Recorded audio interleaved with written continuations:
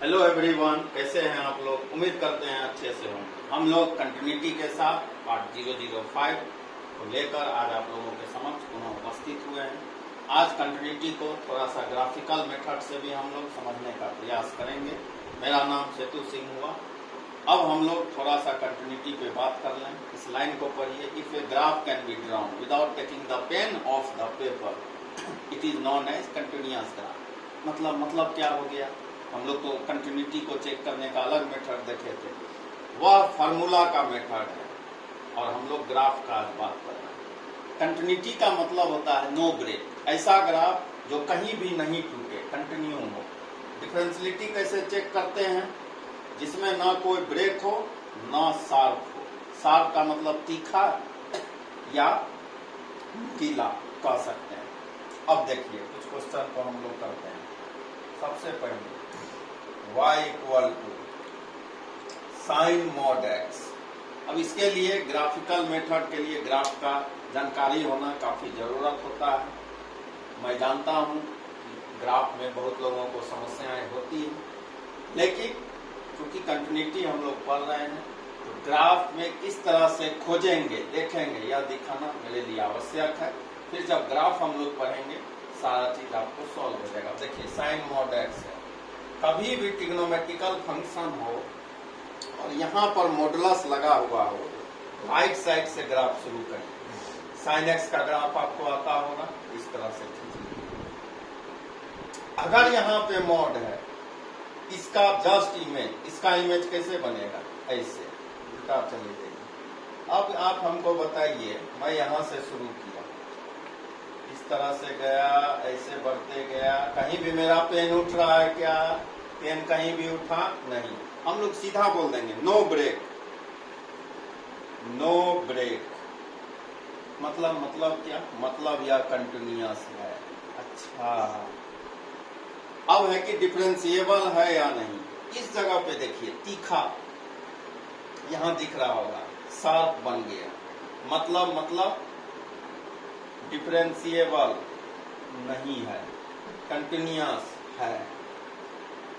तो continuity check करने का तरीका होता है without taking the pen off the paper we can go from left to right on any graph. We can say the following function is continuous otherwise not. और differentiability को check करने के लिए तीखा, नुकीला इस तरह का शेप अगर दिख जाए, कॉर्नर दिख जाए, वहां पर कोई भी फंक्शन डिफरेंशिएबल नहीं होता है। टेंशन नहीं लीजिए, अभी मैं ग्राफ से इसी तरह बता दिया। हम लोग मेथड से देख रहे हैं। कल के पार्ट में हम लोग ने मेथड देखा, आगे भी देखेंगे, लेकिन ग्राफ का भी नॉलेज होना थोड़ा जरूरी है। ग्राफ क्यों इम्पोर्टेंट है मैं यह समझा रहा हूँ। उम्मीद करते हैं इस बात को आप समझ गए होंगे। चलिए एक और देखते हैं। एनसीईआरटी का जब आप बुक बनाते होंगे तो डिफरेंशिएशन जहां शुरू होता है वहां पर एक दो क्वेश्चन लास्ट और सेकेंड लास्ट और लास्ट क्वेश्चन डिफरेंशिएशन के पहले चैप्टर में निश्चित रूप से आपको दिखा होगा कंटिन्यूअस डिफरेंशिएबल दिखाना है कि नहीं। अब आइए fx बराबर एक्स स्क्वायर, इसको चेक करते हैं। ये मालूम है क्या है, कोई भी fx को हम लोग y लिख सकते हैं। अच्छा, y बराबर एक्स स्क्वायर का ग्राफ कैसे बनता है आपको यह भी मालूम है, इस तरह से बनता है। मान लीजिए 0 पे हम लोगों को चेक करना है, ध्यान से समझिएगा। कंटिन्यूटी चेक करने के लिए पेन को हम लोग इस तरह से स्टार्ट किए, कहीं भी पेन मेरा उठा नहीं उठा, मतलब हम लोग बोल देंगे कंटिन्यूअस एट एक्स बराबर 0। अब हमको चेक करना है डिफरेंशिएबल है या नहीं। देखिए नो कॉर्नर नहीं बना है, शार्प नहीं बना है, सीधा कर्विकल है और यहाँ एक टेंजेंट बन रहा है। मतलब हम लोग बोल सकते हैं differentiable at x equal to 0। जल्दी से इसको लिख लीजिए।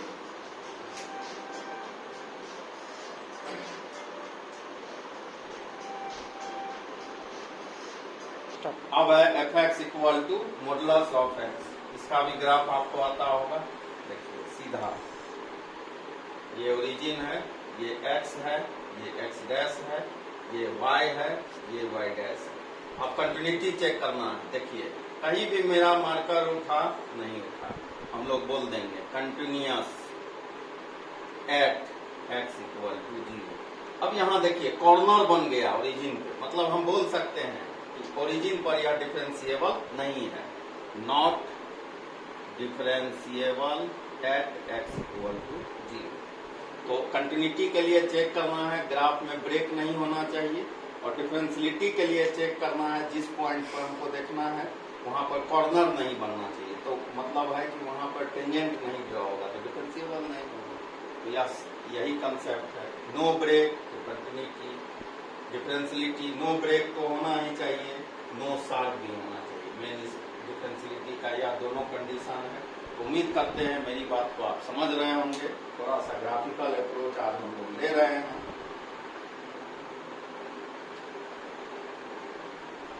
कंटिन्यूटी एट ए पॉइंट क्या हम लोग लिखे हैं, a function is said to be continuous, नया बात नहीं है, उसी बात को थोड़ा ग्राफिकल अप्रोच से हम लोग देख रहे हैं।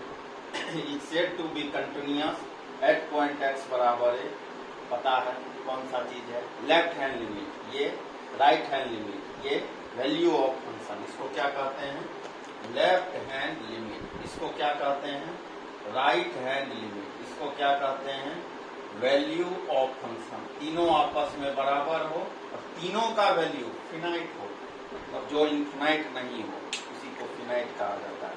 तब हम लोग बोल सकते हैं कि फंक्शन कंटिन्यूअस है। इसको ग्राफ से समझते हैं क्यों ऐसा लिखा जाता है।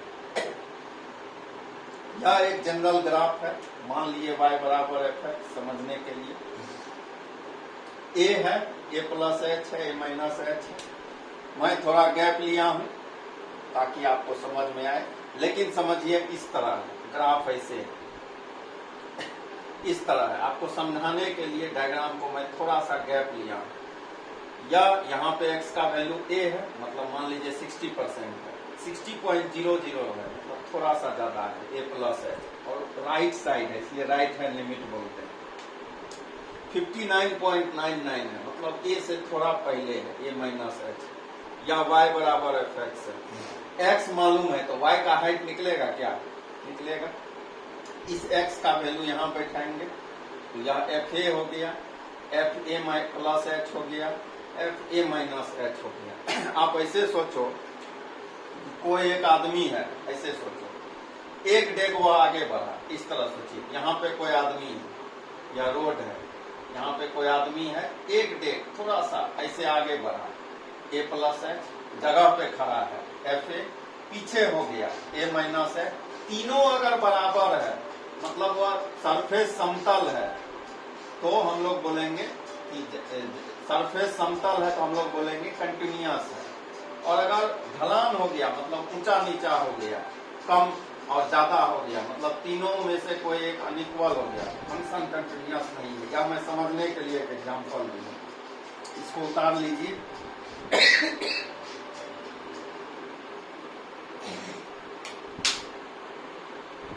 अब देखिए यह बाउंड्री पॉइंट, यहाँ पे बहुत लोग कंफ्यूज हो जाते हैं, थोड़ा सा हाई लेवल बात है, कंसेप्चुअल चीज है।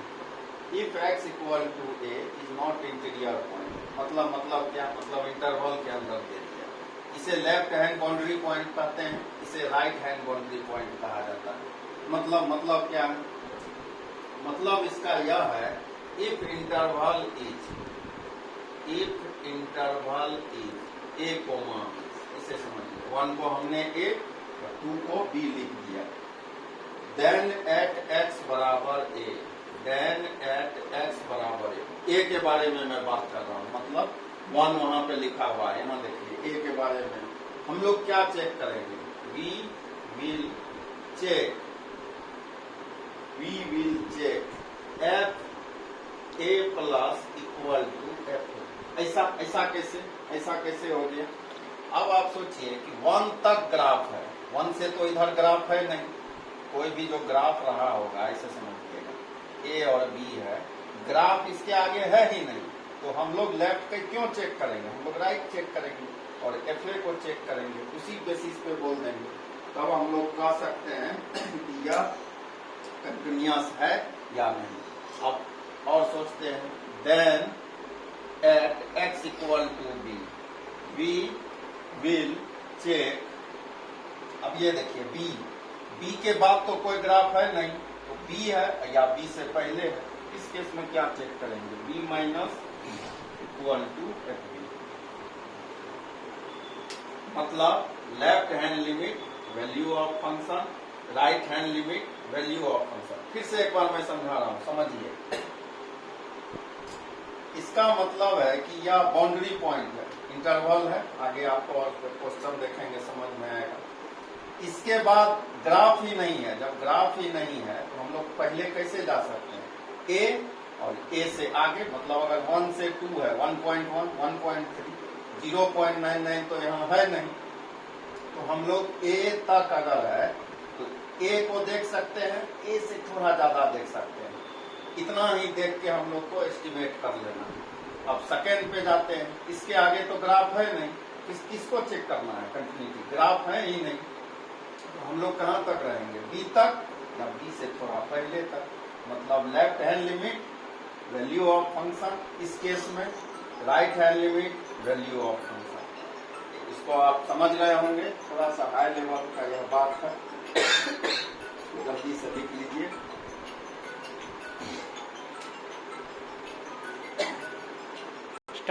चलिए, अब हम लोग कल इंडिटरमिनेट फॉर्म देखे थे, थोड़ा सा चलो मैं डिटरमिनेट फॉर्म भी दिखा दूं। सबसे पहला पॉइंट जल्दी जल्दी लिखते चलिए, इंफिनिटी प्लस इंफिनिटी, इंफिनिटी होता है, और क्या, इंफिनिटी इंटू इंफिनिटी, इंफिनिटी होता है। अच्छा, और भी कुछ है क्या, हाँ लिखते चलिए, इंफिनिटी पे पावर इंफिनिटी भी इंफिनिटी होता है। अच्छा, और क्या, और लिखिए, 0 पे पावर इंफिनिटी 0 होता है। ये सब चीजें आपको याद रखना है। और क्या, यह पहले भी देखे हैं, फिर से मैं चर्चा करता हूँ, limit x tends to infinity a पे पावर x, 3 केस बनेगा, 3 केस, क्या, 0 जब यह 1 हो, समझ में आ गया होगा, इंफिनिटी जब a का वैल्यू a से ग्रेटर हो, और 1 जब a इक्वल टू 1, हम लोग पहले भी देखे।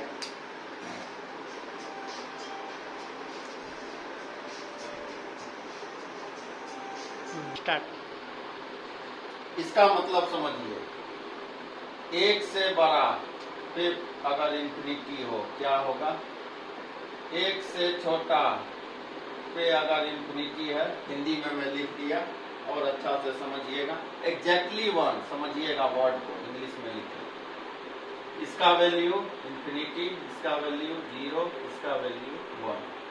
इस डिटरमिनेट फॉर्म को आप जल्दी से लिख लीजिए, कुछ और बातें हम लोग करेंगे। अब देखिए, इस तरह का टर्म जब भी आता है, बच्चे परेशान, छात्र हैरान, चेले बहुत परेशान हो जाते हैं। एग्जैक्टली 0 मतलब 0 है, टेंडिंग टू 0 है, कंफ्यूज नहीं होना है, 0 के तरफ टेंस कर रहा है, 0 नहीं है। हमको पता है किसी भी नंबर से अगर हम 0 में डिवाइड करेंगे तो 0 होगा।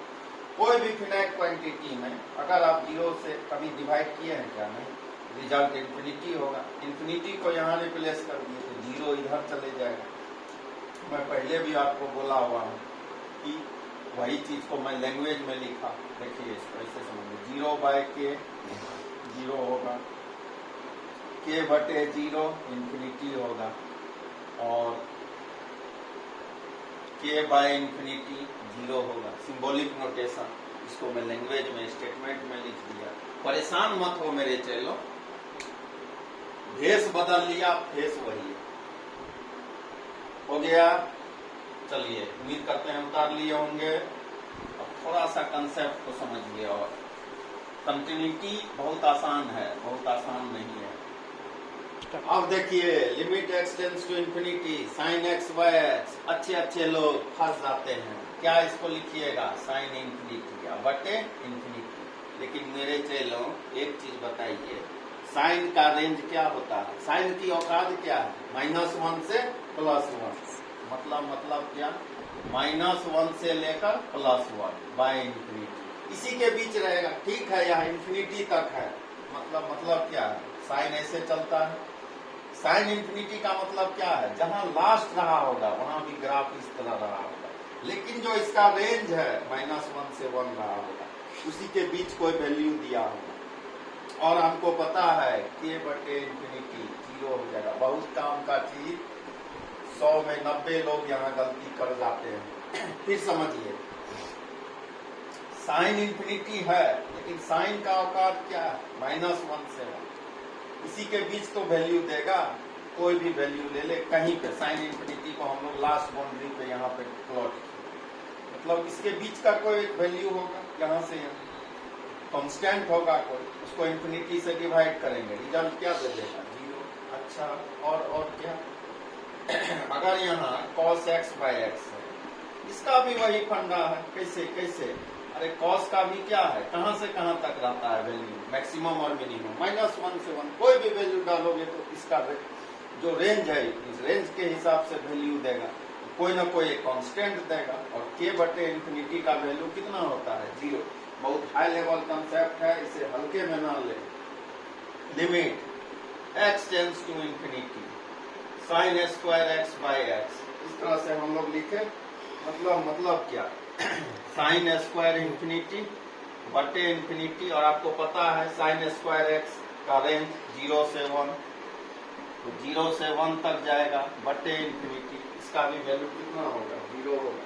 तो उम्मीद करते हैं चलिए लिमिट का या थोड़ा सा डेप्थ में आज हम लोग जाने का कोशिश किए। मेरा मकसद था कि कंटिन्यूटी का इस चेहरा को भी आप लोगों को दिखाना। रसगुल्ला सबको खाने में बहुत अच्छा लगता है, लेकिन कभी कभी हम लोगों को कुछ और भी ट्राई करना चाहिए जिससे खाने में कठिनाई हो। ईख खाने में काफी कठिनाई होता है, तो उसका भी स्वाद चखना काफी आवश्यक है। तो पार्ट 005 में ये सब कंसेप्ट को हम लोगों ने रखा। समस्याएं आपको आ सकती है, प्रॉब्लम आपको होगा। आज थोड़ा सा गला में मेरा प्रॉब्लम है, समस्या आ गया, जिस कारण मैं कंटिन्यू नहीं कर पाया, नहीं तो यह वीडियो और भी लंबा हम लोग ले जाते। खैर, पार्ट 006 में हम लोग आएंगे। अगर यह पार्ट आपको बहुत अच्छा लगा हो तो मेरे चैनल है सेतु सिंह, पूरा नाम चैनल का, simple energy technique for you tends to Setu Singh, इसको सब्सक्राइब कर लीजिएगा, लाइक कर दीजिएगा, अपने फ्रेंड्स के बीच शेयर कर दीजिएगा। विश्वास रखिए, चैनल पे आप बने रहिए, समय को गुजरने दीजिए, कहीं भी कोई समस्या तो नहीं होगा। एक एक सेक्शन को हम लोग आपके सामने उठा के रख देंगे। कोई भी ऐसा चीज जो यहाँ पे आपको समस्या है, उसको हम लोग सामने लाने का कोशिश करेंगे। इतना समय दे दिया जाएगा कि आप बना पाइए। आज से मैट्रिक्स जो छात्र नहीं पढ़े हैं, बहुत लोगों का कमेंट था, हम लोग मैट्रिक्स का भी एक पार्ट आज से अपलोड करना शुरू किए। धीरे धीरे करके डिटर्मिनेंट, इनवर्स को भी अपलोड करेंगे। सेतु सिंह पार्ट 006 के साथ आप लोगों के समक्ष पुनः उपस्थित होगा। Thank you.